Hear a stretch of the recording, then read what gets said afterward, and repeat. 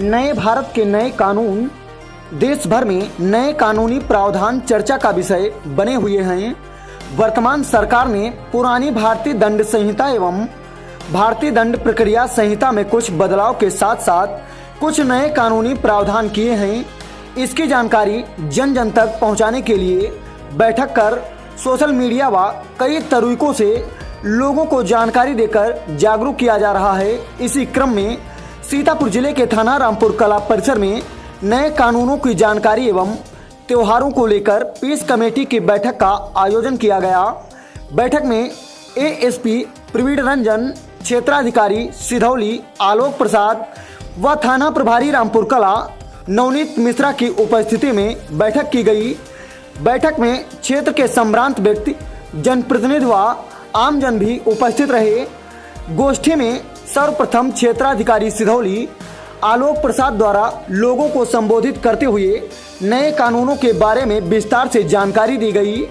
ASP Praveen Ranjan के द्वारा नए कानूनों के बारे में मूल जानकारी देते हुए लोगों को जागरूक किया गया। इसके साथ ही लोगों से आग्रह किया कि वह नए कानूनों की जानकारी आम लोगों तक पहुंचाने का कार्य भी करें। हर एक व्यक्ति कानून का सदुपयोग करे एवं किसी भी दशा में उसका दुरुपयोग करने का प्रयास ना करे, क्योंकि ऐसा करना समाज के लिए ठीक नहीं है। Bureau report Sitapur, Jan Kranti news 24। आज का दिन इतना महत्वपूर्ण दिन है हम सब के लिए। हम जितना आदमी दंड संहिता या अन्य कानूनों के बारे में नहीं जानता, उससे कहीं ज्यादा वह आईपीसी को जानता है। हर व्यक्ति कम से कम आईपीसी का आता धारा में उसको रटी है। मुहावरा बन गया 420, अब वो समाप्त हो गया, नंबर बदल गया उसका। 373 कहते हैं ना, बस आप 373 लगवा देंगे। 373 नहीं, 64 है, 64 इसी सीरीज में 373 नहीं, धारा परिवर्तन। अब बहुत प्रश्न ये उठेगा, इस परिवर्तन धाराओं का नंबर बदलने से क्या होगा? यह भी एक प्रश्न। साहब ने आपने जो आज से भारत सरकार के द्वारा संसद द्वारा बनाए गए कानून तो जो कि आज से लागू हुआ, उसके बारे में विस्तार से सीए साहब ने बताया आपको। मेरा अपना मानना है कि धारा के नाम में चाहे और संख्या में जो भी परिवर्तन हो जाए, जो प्रभावित लोग हैं, हम आप जैसे आम लोग, एकमात्र सरोकार है कि किसी पीड़ित को राहत मिल सके, जल्दी न्याय मिल सके, ये उद्देश्य होगा। अब वो मर्डर का मुकदमा 302 से 103 हो गया, आप में से बैठे लोगों से उससे कोई मतलब नहीं है। मर्डर का मुकदमा जिस धारा में भी लिखा गया, उसकी सही विवेचना हो और अभियुक्तों के खिलाफ सही समय पे कार्रवाई हो, उसमें सजा मिल जाए, ये आपका होगा, मकसद होना चाहिए और यही होता भी है। तो ये निश्चित रूप से जो नए कानून लागू हुए हैं, इससे ढेर सारी राहत आप सबको भी मिलेगी और समयबद्ध इससे आपको न्याय मिलेगा। जो एक टाइम बाउंड पीरियड होगा, उस समय के अंतर्गत मिलेगा न्याय आपको और फैसला होगा उन अभी मुकदमों का जो आप लोग पंजीकृत कराएंगे।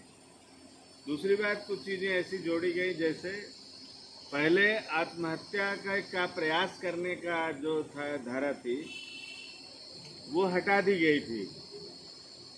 अब जो नया कानून लागू हुआ, उसमें यह प्रावधान किया गया कि अगर किसी सरकारी कार्य को करने में आप बाधा उत्पन्न करते हैं, यह भय दिखा के कि मैं आत्महत्या कर लूँगा, जैसे मान लीजिए कि एसडीएम साहब, सीओ साहब या एसओ साहब राजस्व की टीम और पुलिस विभाग जाके कहीं पर कोई भूमि मुक्त कराना चाहे अवैध कब्जे से, और अवैध कब्जा करने वाला कहे कि मैं तो तेल छिड़क के आत्महत्या कर लूँगा, तो उसके विरुद्ध अब अभियोग पंजीकृत होगा, मुकदमा लिखा जाएगा और उसके खिलाफ कार्रवाई होगी।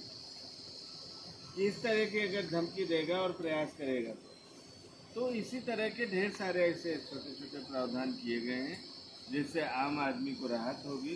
कुछ ऐसे कानून थे जिसमें कम अपराध करने वाले में ज़्यादा सजा थी, कुछ में ज़्यादा अपराध में कम सजा थी। देशद्रोह, राष्ट्रद्रोह को क्लियर किया गया कि क्या होगा। तो इस तरह के बहुत सारे प्रावधान किए गए हैं ताकि आम जन को इसका लाभ मिल सके और अपने जीवन को सामान्य बना सके, या जो कोई इस प्रक्रिया में इन्वॉल्व हो उसको जल्दी से जल्दी न्याय मिल सके। इसको समझने में, इसको जानने में धीरे धीरे जब लोग प्रभावित होंगे तो उससे संबंधित जानकारी प्राप्त होगी। उनके अपने अधिवक्ता के माध्यम से माननीय न्यायालय के तमाम अभी फैसले आएंगे, आदेश निर्देश आएगा, उससे आप लोग समय समय पर अवगत होंगे। अब हम लोग बात करते हैं कि आगामी आने वाले पर्व और त्यौहार की। आगामी आने वाले जो पर्व और त्यौहार हैं उसमें सबसे पहले तो अभी मुहर्रम की शुरुआत होगी। मुहर्रम के बाद फिर कांवड़ की शुरुआत होगी। कांवड़ के ही दौरान श्रावण शिवरात्रि होगी। उसके बाद रक्षाबंधन का त्यौहार होगा। फिर वो पर्व और त्योहारों का सिलसिला चलता रहेगा, शुरू होगा। तो इसमें ज़्यादा कुछ न कहते हुए मेरा ये कहना है कि जो परंपरागत जिस तरह से त्यौहार और पर्व मनाए जाते रहे उसी तरह से सभी पर्व और त्यौहार मनाए जाएंगे। जो पुराना रूट है उसी रूट पर चलेंगे। जो ऊंचाई ताजिए की निर्धारित पिछले वर्षों में की गई थी उसी ऊंचाई पर रहेंगे, उससे ऊंचा ताजिया नहीं होगा। रास्ता जो चल रहा था परंपरागत रूप से उसी रास्ते से ताजिया जाएगा। जहाँ परंपरागत रूप से जिस करबला में दफन होता था उसी में दफन होगा, उसमें कोई तब्दीली नहीं होगी। और सभी पर्व और त्यौहार जो आते हैं वो सुख के हों दुख के हों, जैसे भी सब लोग वो इसलिए मनाए जाते हैं कि सब आपस में इकट्ठा हों, सब में आपस में संवाद बने, एक दूसरे से लोग जो है इंटरेक्ट हों, उनका आपस में संवाद बने और इसको मिल के मनाएं ताकि खुशहाली आए और शांति व्यवस्था बनी रहे। जब तक शांति व्यवस्था नहीं बनी रहेगी तब तक आपके क्षेत्र में कोई विकास नहीं हो सकता।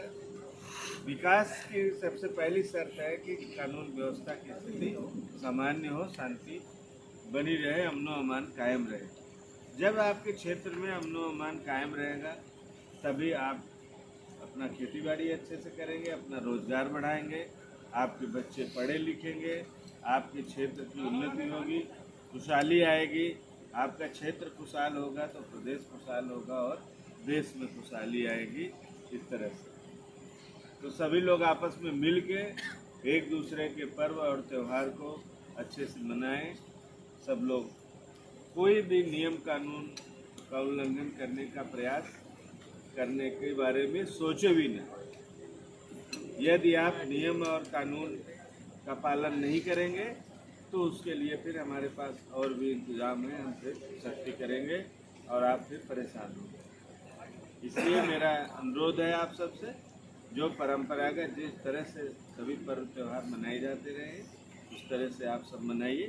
पुलिस का जहाँ सहयोग आपको चाहिए वो सहयोग मिलेगा और हम शांति व्यवस्था क्षेत्र में आपके सहयोग से कायम रखेंगे ताकि उस अमनो अमान के कायम रहने से विकास हो सके, खुशहाली है।